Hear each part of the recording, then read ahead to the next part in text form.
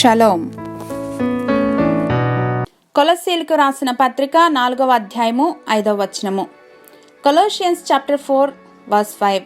సమయము పోనీయక సద్వినియోగము చేసుకొనుచు make the most of every opportunity. సర్వలోకమునకు వెళ్ళి సువార్త చెప్పండి అనేది యేసయ్య నుండి అందుకున్న ప్రధానమైన ఆజ్ఞ. ఇక్కడ నమ్మిన ప్రతి ఒక్కరూ సువార్తను ప్రకటింపబద్దులు.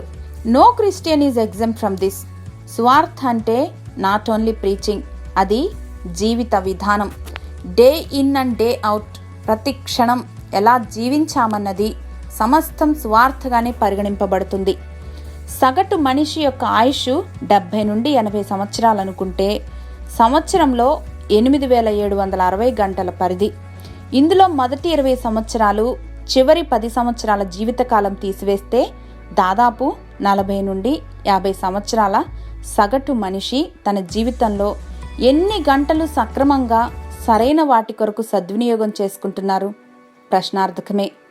మనకు ఒక ఆపర్చునిటీ ఇవ్వబడింది అంటే అది అకార్డింగ్ టు అవర్ ఎబిలిటీ అని జ్ఞాపకం ఉంచుకోవాలి. అంటే మన సామర్థ్యము కొలది మనకు ఒక ఆపర్చునిటీ ఇవ్వబడింది.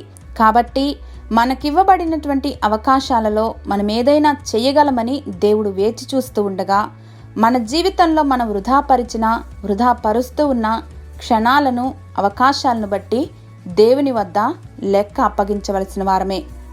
మా తండ్రి, మా జీవితాలలో ప్రాధాన్య క్రమములను గుర్తెరిగి మీరే మా గురిగా కలిగి సమయమును సద్వినియోగపరచుకోగలిగిన కృపను, జ్ఞానంను అనుగ్రహించమని యేసు నామంలో ప్రార్థించి పొందుకొని మా ప్రియ పరలోకపు తండ్రి. ఆమెన్.